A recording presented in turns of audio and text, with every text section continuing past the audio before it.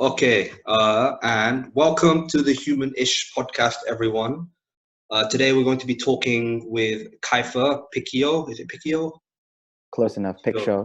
Picture. Piccio. That was my second guess. And we're talking about why we should move.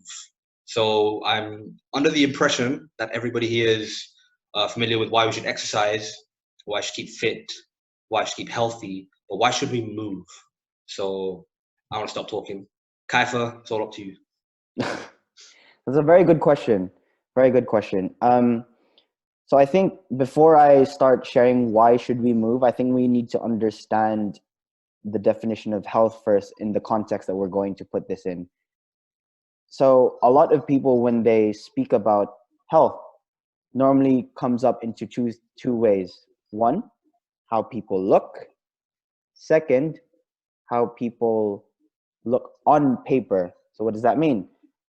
On paper, when people see, they're in their iWatch saying that they have this very good heart rate, that their body fat percentage is this amount, and they think, oh yeah, in terms of the statistical guidelines, I'm healthy. However, a lot of people tend to forget what their body's trying to say, which is, how do we feel? Okay. And by focusing now you're on the awareness of how your body feels, you'll tend to understand what essentially real health is about. So a good question to ask if your body or you yourself is generally healthy. A good couple of things to ask could be, how many prescribed medications you have to take on maybe a daily, weekly basis. When was the last time that you got injured? When you move around, do you feel any nooks and crannies or tightening of certain parts of your body, or generally parts of your body that hurt when you just move? These are sort of the subtle signs that your body is telling you that you need to move. Now, I'm going to move on to talking about what is movement in a sense. So a good in this book that I've read called Move Your DNA, hats off to Katie Bowman. She's just an amazing human being, and her research papers are just amazing. Anyway, it's me geeking out a little bit. Yeah. She basically says that movement does not equate to exercise. Because a lot of people, when they hear movement, the first thing that comes to mind would probably be going to the gym, doing yoga, walking, maybe even doing, I don't know, CrossFit. But exercise is just a really small part of what movement really is. It's like a city compared to the whole world. That's how exercise is compared to movement. A good example as well. When people hear of exercise, they think, oh yeah, I'm gonna exercise every day for an hour, and I'm gonna be healthy. But there's statistics that show that people who exercise for an hour every day to people who are couch potatoes are equally sedentary. So what does that mean, sedentary? It means that the builder who basically works physically and lifts stuff every single day, to the person who works on the desktop every single day, will most likely still have the same chronic diseases, will still have the same injuries in terms of their bones, their mental health states as well. That's because a lot of people, again, just focus on exercise as movement. But here I'm going to tell you that you need to separate those two things. Another good way to think about this is, let's say, for instance, for people who like to do statistics, okay? Say, for instance, for a whole week, I don't know the amount of minutes they are in a week. Say every single day, I'm just generalizing here, every single day you work out an hour a day. Or let's just say like 5 days a week, you work out an hour a day. That is just 4% of you moving compared to your whole week. Now the question is, what are you doing in the 96% of your week? Yeah, most people are sitting on their sofa. Precisely. Now, with this in mind, a lot of people will tend to say, "Oh, okay, so do I just have to like walk more and just sit on the floor more?" Essentially, that could be a good start. But what I am saying is that your body is equipped to get into these different positions without any trouble. And if you start to notice that you have troubling sitting down on the floor or just getting up in general, then that is a good thing to be aware that is my body actually healthy. Mm. Okay. But again, I could speak about this more, but maybe it'll be nice like you ask specific questions so that I Yeah. don't go So, off in a tangent. so that's what I wanted to do. So before we go on more, so how have you developed this sort of movement outlook to life? Like, so you're an athlete, well, ex swimmer, right? Yeah. So I imagine you have a lot of experience with exercise, and for the purposes of performance. So when did movement come about?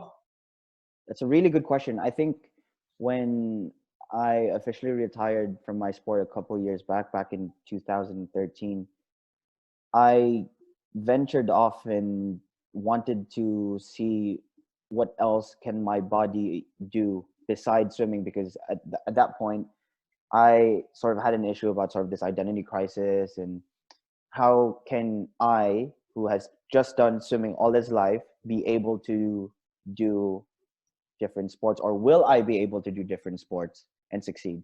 So I tried like different sports like gymnastics, boxing, kickboxing, diving, trampolining, and all it was all good and fun. But again, I started to realize that there's something just missing into it. And when I started to get into sort of the personal development, working on my mind, I then started to understand that the possibilities of what my body can do is sort of endless in a sense. And from there, I started to deeply put myself into experimenting what my body can do. Hence why I got into parkour. Hmm. Parkour for me, first of all, it looks cool, and not gonna lie, it is cool to Yeah, do. it's very cool. But the essence why I did parkour in the first place are two things. One, I wanted to see what my body is capable of if given a certain challenge. Second, can I show people that fitness isn't just working out in the gym? Those were my two things. Okay. And then from parkour, I still had the mindset of an athlete, which is just go hard, right? Because when you're a top performing athlete, your head is like beat everything else. Whatever challenge comes to you, just beat it straight Yeah. away. And that mindset in parkour is actually quite dangerous, because in the first 2 weeks of me doing parkour, I essentially had 6 injuries because I was going hard, man. I just Yeah. thought like this is like set in reps. I just need to Bloody just hell. hammer it down. So were And these I like didn't. strain injuries or just like you were jumping too far and you were falling over? Like, Yeah. So essentially, like I was doing things that my body wasn't ready yet.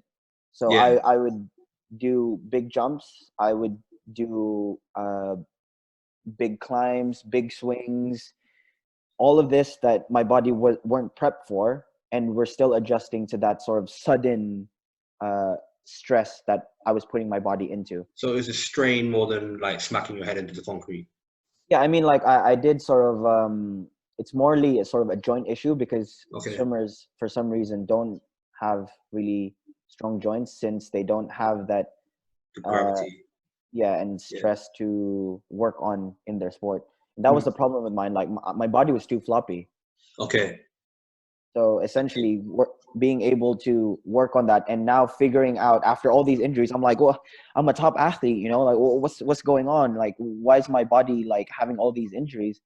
That's where I started to delve into movement a bit more, and I started to really read into this book called Move Your DNA. For those who, by the way, want to have a physical evidence of a book, this is the book that I highly recommend that you read, anyway, it's reading through this book that I realized that your body is just more than the muscles that you are trying to work out. It's more than just, you know, the cardiovascular system that you're trying to build up. Your body is made up of so many different cells. So essentially, you're not training your muscles or your body, you are training a trillion cells at the same time. And these cells, through the process of a fancy word called mechanotransduction, Okay. is what does that mean? It means that your body is constantly adapting to the consistent movement that you place it in. So, for example, there's a beautiful phrase in the book that says, "You're never out of shape. You're always in the shape to how you have moved to this point." Oh wow. Yeah, Wow. Yeah, that's humbling to be. It gets you, sort of makes you take responsibility of your life a bit more. absolutely. Because I know I've noticed myself saying that a little bit, because I'm not training as much as I was. So I'm always like, oh yeah, I'm a bit out of shape, but I'll get back in. Um, Mm. that's kind of putting it off to my circumstances, as opposed to taking responsibility for how I've been sort of moving around in my life. That's an amazing phrase. Yeah, that's Okay. powerful. That's very powerful. So then that I think that moves it on quite nicely to, because I think one of the reasons people like don't mind exercise is because it only takes an hour of your day, Mm-hmm. and then you get to do the rest of the things that you want to do, right? And Mm-hmm. that's another conversation. But like, how would you sort of incorporate kind of movement, this movement mentality into your life? Because like for me, the best attempts I've had is sort of like squatting more, or sitting on the Mm-hmm. floor, or Mm-hmm. walking around barefoot as much as I Mm-hmm. can. You know, so Mm-hmm. for the lay person that, you know, wants to incorporate this into their life, how do they do it? A really good question. I think people need to understand that, you know, when they start saying, oh, like something's wrong with my health, they need to do more in order to become healthy again. But it's more of unlearning what you've been doing, or the habits that you've been doing, that is actually more beneficial than you are doing something. So for instance, a good way to just train this is, say, instead of like sitting on the couch, try to sit on the floor. And if you're stuck, say, in this certain position, say if you're stuck in this position after a while and then your body starts to hurt, who says that you can't sit down sideways? Who says that you can't lay on your front? You know, all these things, you're still essentially moving, but you're varying your movement, because variability of movement is health.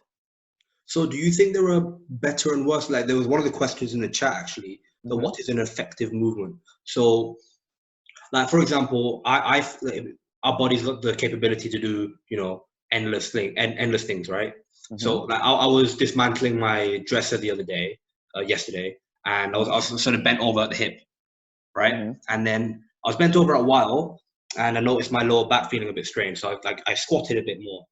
Mm-hmm. But in my head, I was like, well, why shouldn't I be able to stay in this position for a long time? Mm-hmm. So when a position's hurting, is that indicative of like, you know, imbalances or strengths and weaknesses, or is it just that you shouldn't be in one position for a long period of time? That's a really good question. I think, again, it there's a lot of different factors to consider. One is it, again, you know, the question of, is it a muscle imbalance? Second, is it injury before that's now coming back? Second is, or third, is it because that you've picked up in that certain way for the longest of time, and now your body's starting to pay for it? Okay. So again, I think it's hard to pinpoint. However, I will like to say that if you feel that, okay, something isn't right, this all boils down to awareness. If you feel that something isn't right, change it. Now people say, oh, but how though? How do you change it? Say for instance, right? Let's say if you're, I'll try to give a really good example. Okay. Okay. Cool. Let's say let's say you're trying to pick something up. Let's say I'm going to try to pick up this pillow. Okay. Yeah. Pillow's on the floor. I'm going to slouch my back to pick it up. Since it's not heavy, I thought, oh yeah, it's fine. I'm just going to pick it up. But if you're going to pick up something more heavier, then obviously that's going to strain your back. Why? Yeah. Your back isn't built to be strong in this position. This is where I suggested people they're going to really need to invest their time into researching these things, or if not, just again pick up the Move Your DNA book, because it tells you there anyway. Awesome. So instead of picking things up like this, because your spine isn't strong in this position, use the muscles that are powerful in lifting, which is your hamstrings and your butt. So this is what you're going to do. You are just simply going to lean backwards and pick something up. Does that make sense? And that little nuance, that little shift in sort of understanding your body and how is it strong in different ways is obviously the key to it's one of the keys to long-term health. Now I'm probably going to get a lot of questions, but how though? But how? Again, there's too many variables to say, if that makes sense. I'm just generalizing. Okay. Yeah, but I don't think you necessarily have to teach that directly. Like, I know we've got these, whenever you join a job where there's going to be some kind of lifting, they have those health and safety called manual handling. That's what they call it, right? Of course, yeah. They teach you that. So, but I don't think you have to be taught it per se. Like, firstly, like I think kids have that intuitively. Absolutely. 100%. But secondly, is like I think the more sort of disciplines you explore, the more kind of things you pick up. Like we were talking earlier this week, and I gave you the example because I'm a taekwondo practitioner.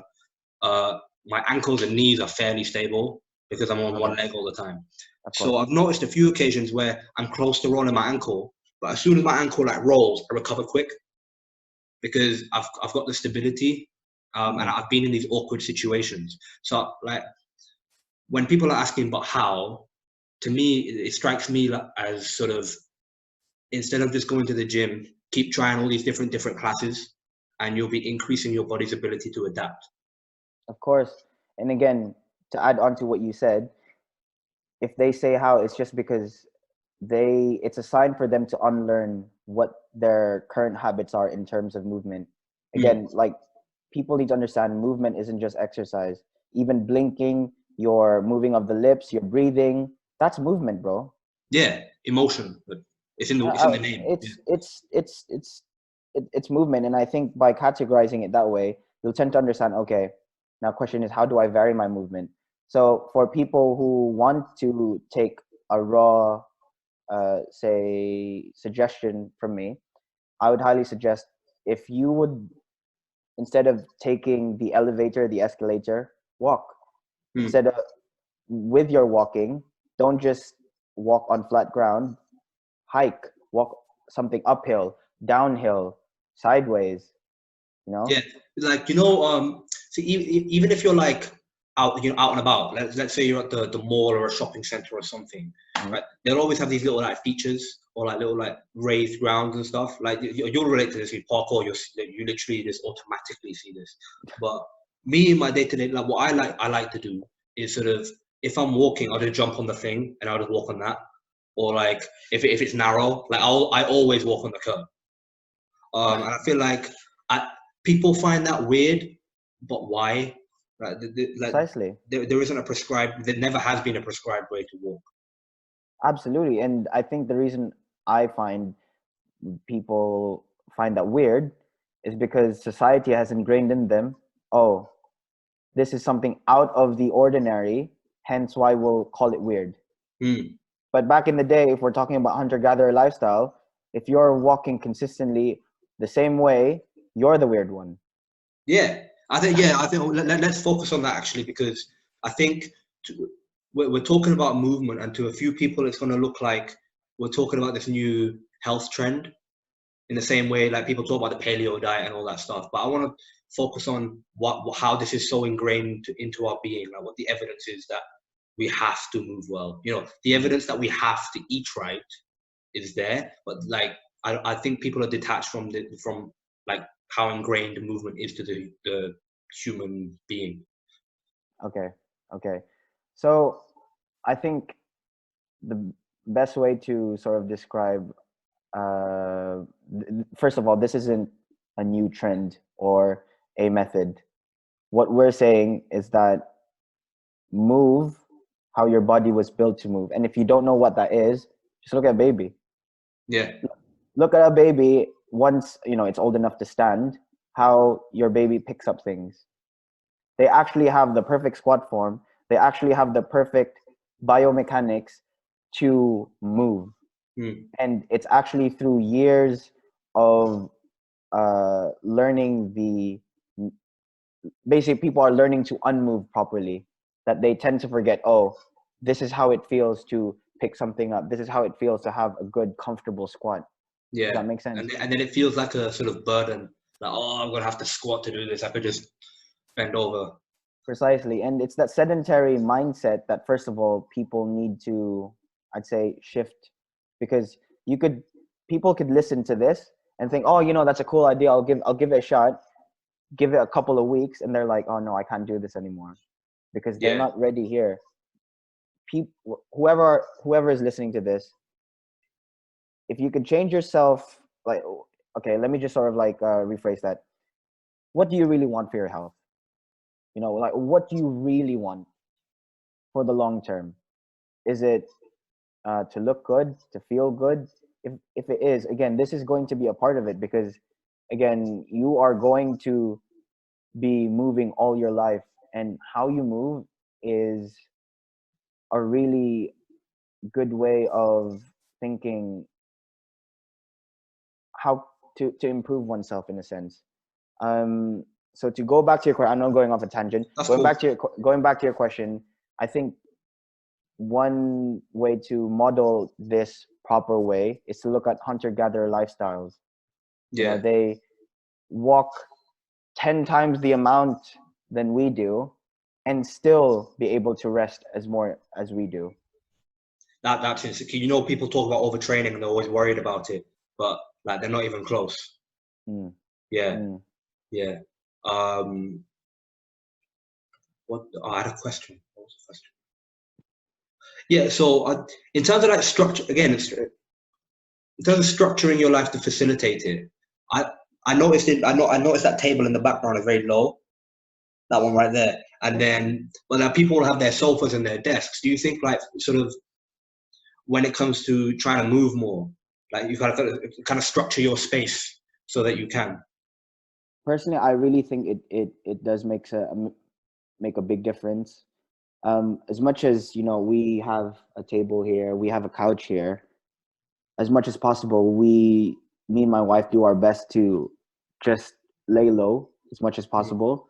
And sometimes when, because my wife isn't as comfortable sitting on the floor yet, since I've been active mostly all my life, and this is still something new to her, she started to feel like, oh, my muscles are starting to ache, sitting sort of on the floor and stuff like that. And the reason is because your body essentially is being squished sitting on the floor. Those are the real sports massagers or sports masseuses, because if you can sit on the floor for a long period of time and still be okay, then technically your muscle or your body is supple in the sense that, oh, I could just lift myself up and just be okay with it. Where some people like, oh man, it's so hard. That's a major health issue, man. That's a major health issue. So what do you think then? Because you've got these I don't want to talk about like fighters and top athletes, because that's a different lifestyle. But like, you got this boom of like sports therapists, sports massagers, chiropractors. Is that indicative of like sort of how like people's bodies are? I think for me, there are sort of a use for them, in a sense, like if you do have an injury or something wrong with your body, it's best to consult somebody who specializes in that. I mean, like, hats off to them. However, what they are doing essentially is something that you could get for free in your own, and that's by moving to the hunter-gatherer lifestyle. Now, I'm not telling you to go outside and hunt Yeah, something. yeah, Again, that's accessible. What I am telling you is to shift your daily habits. Again, instead of driving to work, unless you know it's really, really far away, if it's within, say, like a mile, maybe wake up an hour earlier and just walk, you know, that little shift. And if you feel like, oh, I'm walking the same path every day, I know, maybe find another way somewhere that has uphill.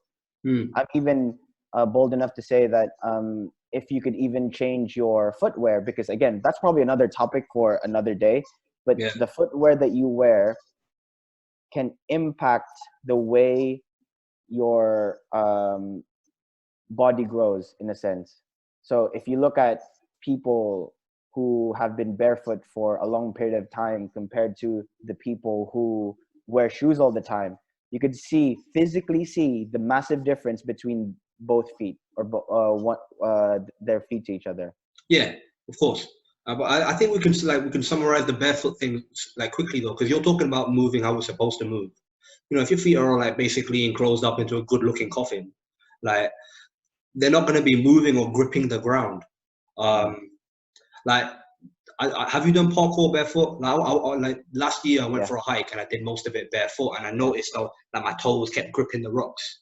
yeah, Like, yeah. when it comes to parkour, like, are the shoes just to protect your skin from the elements, or is it just? Well, essentially, I think we need to look at sort of the parkour community or the how parkour has revolved around at this point. Because if we're talking about natural ways, then jumping, 5 feet from concrete to concrete isn't really natural.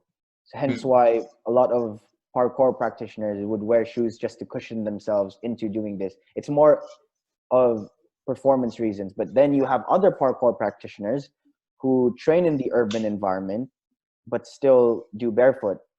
I'm guessing that's because they've built a lot of resilience with their feet, or they've trained their feet and their body to be okay in that environment. okay. So if, again, I'm always trying to bring this back to this sort of like generic consensus of people, because we want a lot of people to listen and bring applicable ways for them to Yeah. take away from this.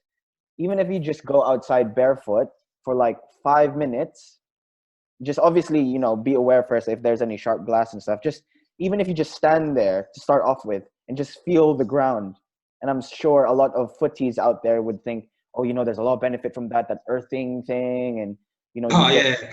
all that energy The from the dew ground. cleanses your mind. Yeah, and I mean, maybe there's some sense to that. We don't know, but the point is, there is an effect on you just going barefoot. Well, yeah, it's just a sort of tactile stimulation. Of course. So I think one thing that I'd like to, which I do every now and again, is when I go out to get stuff, I have my minimalist shoes, Okay. and then when I have time, I try to just go barefoot. People are Yeah. like, "Oh my God, that's so contagious! You're gonna get the COVID-19," and I'm like, "Yeah, but when I come in, I just sanitize my feet anyway." So then. Yeah. But anyway, I'm going off a tangent again. No, I think, but I think that that's coming on to a different point, which is like I know we're talking about sort of our home environments for moving, but like the urban environment, like you'll have a good view on this because you know you're a parkour athlete, but like the urban environment, is that really suited towards like moving? Like the natural environment is, right, because there's variation everywhere, and like for me, I see that obviously society has a bias towards the urban environment, it's safer, but then from what I've seen in parkour, they have a bias towards the urban environment too. Mm. Um, I mean, with that, really, I think it goes down to a preference only because, and what's their goal? What's the Yeah. goal of a parkour practitioner? Because as much as all parkour practitioners love to do parkour, that doesn't mean that they do parkour for the same goal. Some Yes. people do it for money. Some Mm. people do it so that they could get views from social media. Whereas these are, I think, like the newer generation of parkour practitioners, whereas back in the day, people just used to think, okay, we see, we see that roof gap. You reckon we could do it? Yeah.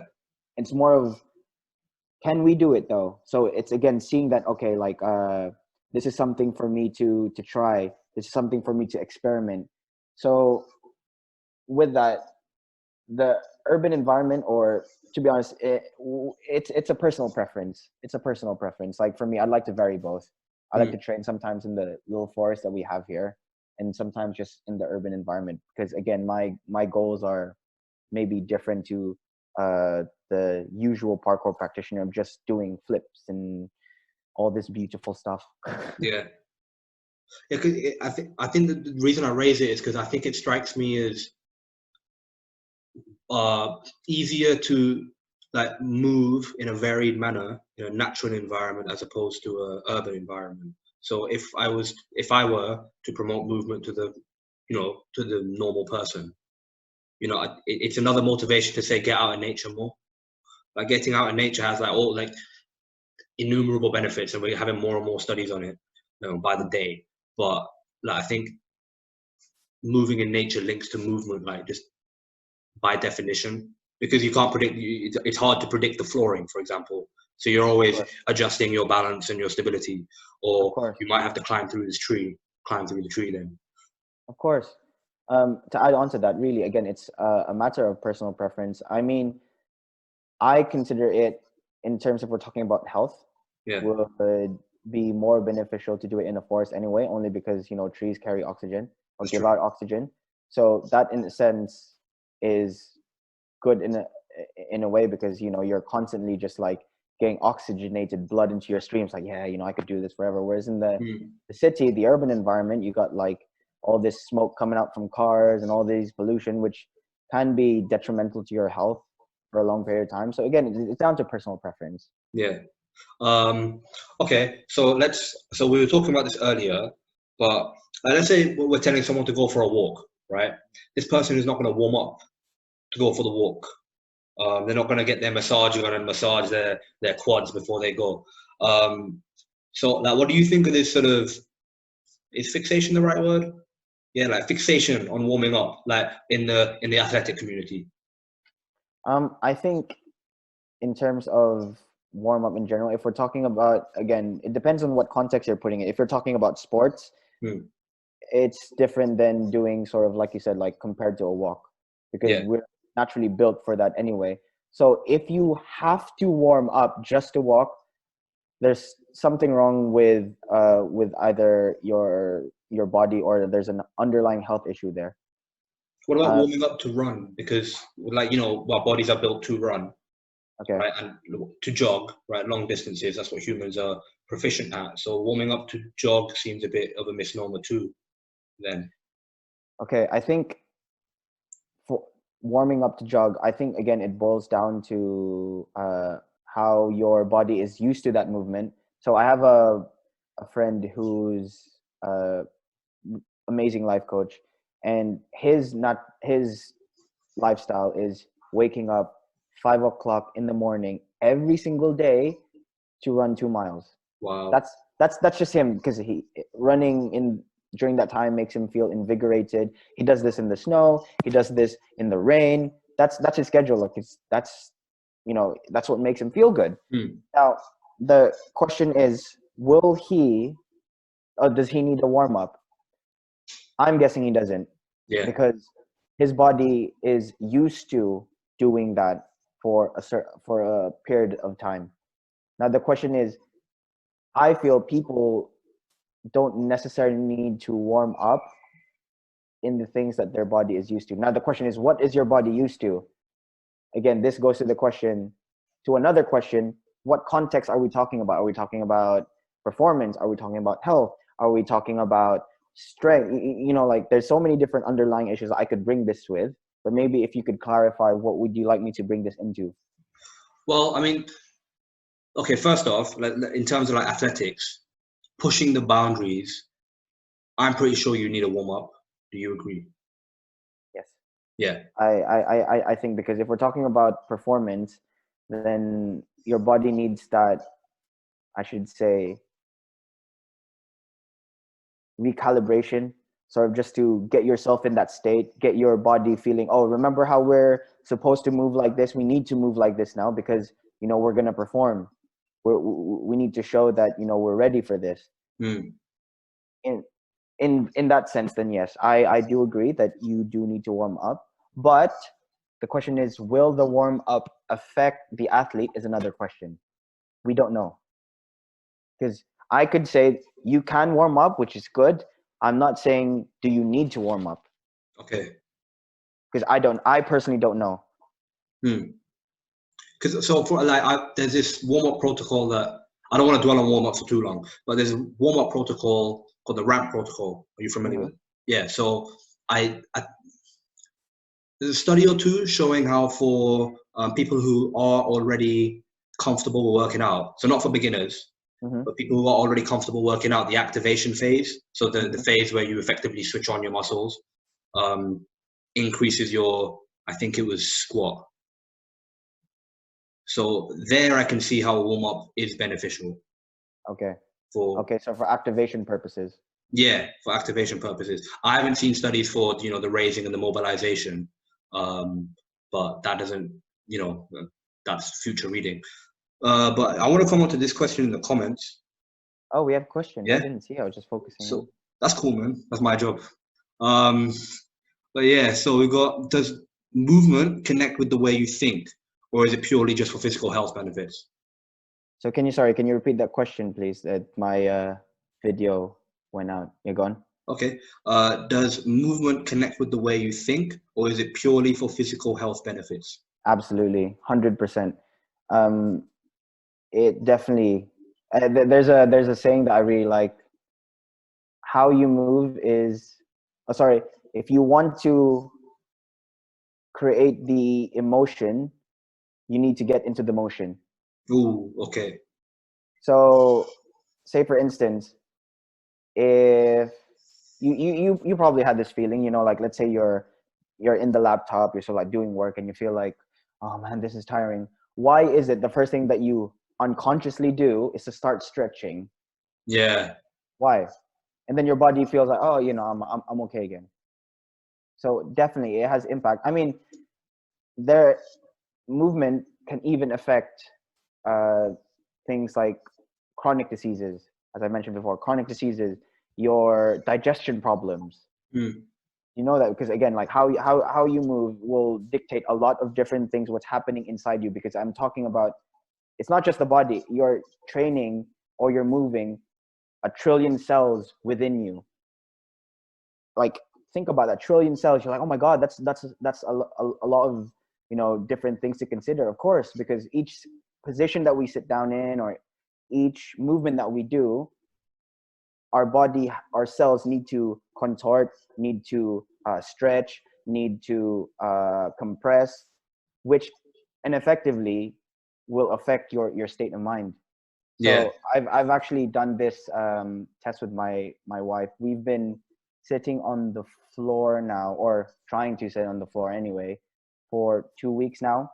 And on the test was, how do we feel from sitting on the couch to after 2 weeks just doing our best to stay on the floor or just move around?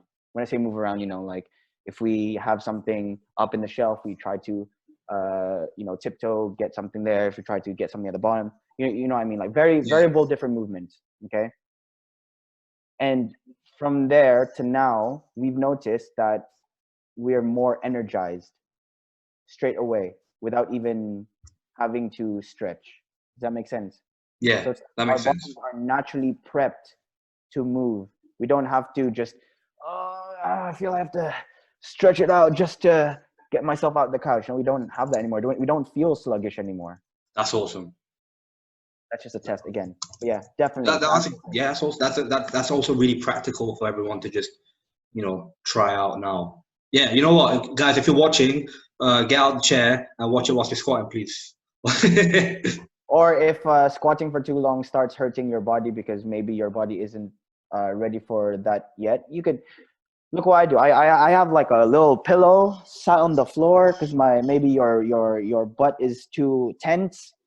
You need something to squish it first. That's fine. You know, Yeah, just like not everything has to be perfect. It's just the fact that you're doing it gets yeah. you there. I think, you Also, by know, the way, just quickly, if a lot of people say, "Oh, but how long do I have to sit on the floor?" So a good sign is, say, for instance, your muscles start to get tense sitting in this position. It's or if your uh, butt starts to say seize up, it's a good time to think, okay, maybe I need to just vary my movement. That means I just need to change position. So instead from here, I can sort of like just do that and just talk to you. But that doesn't look professional. So obviously, I'll just try to sit that's like this. cool. Yeah, you know what? I want to like weigh in with that too, because like from a neuroscientific perspective, like the brain's primary function is to move or to coordinate movement, and that's a fairly widespread opinion. Um, and it all like it's sort of like everything you do, as we said, is movement, like emotion or whatnot. And the only way you Mm-hmm. can affect the world is to move. So if you're hampering, your movement capability, you're hampering the number of ways you can affect the world, Absolutely. right? So if, in my opinion, if you're not if you like it seems to me that if you can be somewhat creative when you move, it correlates with sort of mental creativity. Of course, um, definitely, yeah, definitely. and like I think also this exercise of just looking for general principles exists in both. I came across I don't know where I heard this analogy, but it was like equating movement to language.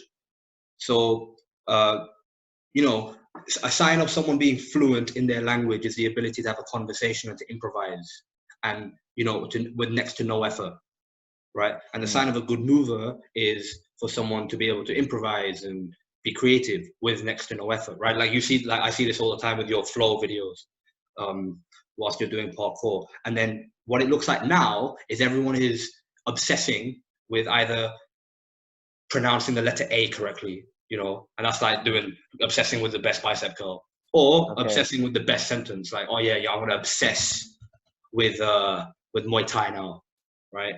I want Mm. to Mm. obsess with fighting now. I want to obsess with sprinting now. Like that's just a sentence. So like to me, if you look at it like a language, you want to be free and move however you want to whenever the situation arises. Absolutely. I mean, you touched on the basis of I coined this from Dan Edwards, the head of PK Gen. Amazing guy to train with, amazing friend as well. He says that people are trying to build their movement literature. Okay, that's cool. So a lot of athletes in general like to specialize when it comes to their sport. And if, again, performance is your goal, then by all means specialize. Is it healthy? Probably not. The best movers, the best movers I found anyway, or the most healthiest of individuals, are the ones who have the ability to vary their movement. Let's say, for instance, let's just like just make something up. Let's say if we were to have a movement alphabet, like your example, say A could be walking, B could be sitting, C could be climbing, D could be swimming. All these different letters have different, say, movements into them. The question is, how well can you move, or how well can you spell that letter, or how well can you spell the whole alphabet? You Mm, could spend your whole life just spelling and doing spelling the letter A really well, but how about the other letters? yeah. We want to let people know that if you can, go for that walk. If you want to, if you see something that you thought, oh, maybe I should balance on that, obviously within your capabilities, Yeah. that's another story. Go for it. If you see a tree that you want to climb on, go freaking climb that tree. Mm, Again, this is all part of uh, healthy movements, and one we shouldn't really fixate on just focusing on one letter in a sense. yeah, that's true. I think, so you said if you're a specialist, by all means, go for it if it's the healthiest. I'm not sure. So firstly, I think Tour de France cyclists come to mind. because they don't they don't look like healthy people to me. But also, I think maybe to counter your point, like I've seen a few MMA fighters, right? I sent you a video earlier actually, where they're starting to explore movement a bit more. Of course. But I don't know. So does the movement perspective add to the specialists? Like, does that help you become more of a performance athlete? So I think this goes, say, if we're talking, first let's just let the people know that we're talking about from movement about like everyday lifestyle. Now we're slowly shifting to a specific context, say movement within sport. So just so they'll know where we are. So the question is, does the movement practice help in performance in fighting? Okay, so in that context, I'd like to say yes, only because the person is not only practicing to be a fighter, but practicing to vary his fighting ability. So, example, if we were to fight and we're both boxers, that we've been boxers for like 10 years, most likely we sort of know how to throw punches, right? We probably know, okay, if he throws in this angle, most likely it's going to be a fake or something like that, okay? But if you add movement into it, it gives you that unpredictability, because you're just comfortable just being moving in different ways. And again, this again would definitely tie down to what we've been speaking the whole time, which is variability of movement is health. Yeah. I think also, look, I think unpredictability is a factor, but also I think it gives, because when you're looking at movement generally, you're looking at sort of the underlying principles in it all, right? So like when it comes to fighting, for example, one of the underlying principles is like rhythm. Yeah. So if you understand movement, I think maybe you have a better sense of the other fighter's rhythm. So it gives you kind of mental edge. Yeah. It's in that context, it's definitely because the individual is training himself to be familiar with the other person's movement style. So you say like, oh yeah, so once I get my rhythm done, I could potentially see how he is moving rhythmically. Yeah. That makes sense? Yeah, that's true. That makes sense. Okay, right. So I've got two questions here, and then I've got one question. I think I've got one question on Instagram. Cool. And then we're gonna have to wrap it up. Sure. Okay, so we've got a Taekwondo coach actually on the piece about movement being like an alphabet, not focusing on one letter. For example, walking or climbing. Is the next stage of that not naturally merging the alphabet? E.g., if A is walking and B is sprinting, is merging these to get the complete spectrum of walking to sprinting the natural progression? Oh, so is the question saying that what's the progression to these to the alphabet? Is that the question? I think so. So is the next stage of that not naturally merging the alphabet? E.g., if A is walking and B is sprinting, is merging these. Yeah. So if you've got A is walking and B is sprinting, is the next thing to go to C, or is the next thing to get a natural progression from A to B instead of just a jump? Ah, okay, that makes sense. I think there's no natural progression into it. So if I say you need to learn how to jump first before you could walk, like who says, I mean, you could just go out and do that. I think what would be more beneficial is just exposing yourself to the different different letters, even though you don't know how to do it. Say for instance, I would love to climb. I've never climbed properly before. But because of my parkour experience of climbing, I am essentially climbing still. Okay, that makes sense. Like I didn't have to prep for it. I just decided to do it. All these different movement letters, your body is naturally attuned to doing it anyway. It's just a matter of exposing yourself to doing it. But again, if that context is going into, again, performance reasons or just for general health reasons, I'd say the more general you are with your movement, the more healthier you are. Okay, cool. And I've got this one from Chanel. So how do you supplement parkour with strength and conditioning? How do you prep your body for a high risk sport? Very good question. I like that. So currently, I've been practicing how I could fit my training into my lifestyle, because it always dawned upon me that as an athlete, I used to train 5-6 days a week and do that like for the whole year. And that was my idea of, in order to get results, I need to train this amount of quantity and quality in order to be the best there is. If we're going about to that specific example, how do I get myself ready for parkour? I personally have trained myself, or started to train myself, with one strength and mobility session a week, and then doing one parkour session a week. The reason why I did it this way is because I figured out that my body isn't ready for a lot of high impact stuff. As I said, like coming from a swimming background, having 6 injuries in the first 2 weeks, my body wasn't ready for the high impact stuff. Now, how do I prep myself for it? Lower my risk of doing the high impact stuff, and still progressing on skills, doing my once a week parkour session, and using my once a week strength and mobility session to get my body ready and prepped for parkour. That's the end. And via that approach, you're like you made, what was it you did? You moved from pull-ups to a one-arm weighted pull-up. All right. Okay. So I started, because the goal essentially was, how can I get stronger with minimal training? Is that even possible? So I went out on a journey to test that for a whole year, and still testing it really. I started with, because I could do chin-ups and pull-ups anyway. The question is, how can I improve in terms of my strength, right? So my version of strength is being able to lift myself.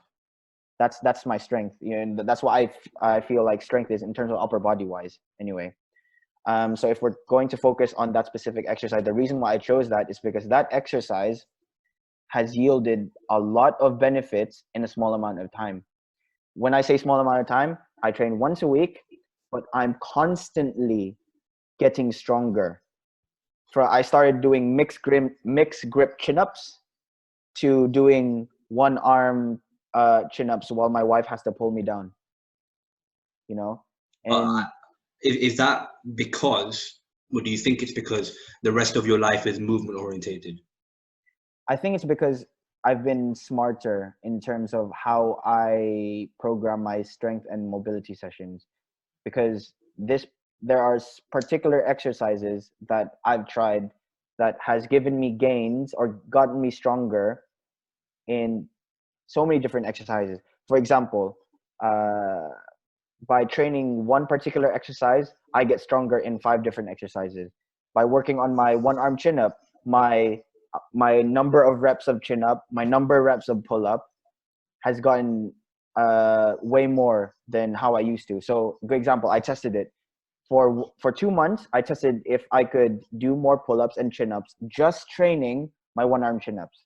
So I started from doing 10 chin-ups and pull-ups straight, like non-stop, until fatigue. After 1 month, that's 4 sessions training one arm chin-ups, I managed to go from 10 to 20. That's not insane. even directly training pull-ups and chin-ups. That is insane. Wow. Okay. And so I suppose your selection of the moves you're doing is because you're aware of what your body needs. It's because I tested what exercises can I do that can carry over to different other exercises. Yeah. That's insane. Okay. Right. I've got this last question, and it's a bit of a double entendre. Is slow and steady always better than hard and fast? And I really wanted to respond saying go to Reddit for that answer, but wrong podcast, no king. but yeah, like I think in terms of movement, like is slow and steady always better than hard and fast? Again, you know, that's if give me a context and I'll explain whether it's Well, I mean, the question doesn't have a context. okay. So I if we're just talking about suppose. general movement, if we're talking Yeah. about general Okay. movement, have both. Have both. It's the variability of that movement that you're doing. So say for instance, if you're walking for a mile, say the first, I know you're walking slow and you're like, oh, this is nice. Maybe I should try to like just switch it up and then move quick, and then you could go slow again. Have both. Remember, the more you do, or the more general you do things. Actually, let me just specify to make everything simple. Go back to how kids move. That's it. Yeah. Well, like the hunter-gatherer way. They move Follow a slow. kid, man. Yeah. Do what they do. That's it. Like everything will start to come back naturally to you. Yeah. You know what it is also like. I think in terms of again what the kids do, I want to sign off on that. But in terms of what the kids do, like people keep thinking, oh, how long do I have to do this for, and how much time do I have to hold this for? And I'm like, kids just play. And when you're playing, there's just kind of there's this invisible structure, but you keep doing everything, right? Kids just play, so it's just like adults should play too, but everyone keeps taking themselves way too seriously. Absolutely, man. That's it. That's probably the best takeaway. If you don't know how to move, just look at a kid. Yeah, love that. Okay, man. Thoroughly enjoyed that. If anybody has any more questions, drop them on my Instagram. You can follow Kiefer at Kiefer_Piccio. The spelling is PK in the... actually, PK. But yeah, sure. Oh yeah, sorry, yeah, that's what it is, isn't it? Parkour, I forgot. Yeah, That's for Kiefer Instagram. underscore PK, and of course you can follow me. But yeah, all right. Thanks a lot, man. Learned a lot. Take care. See you guys in a bit. Now, how do I get off live?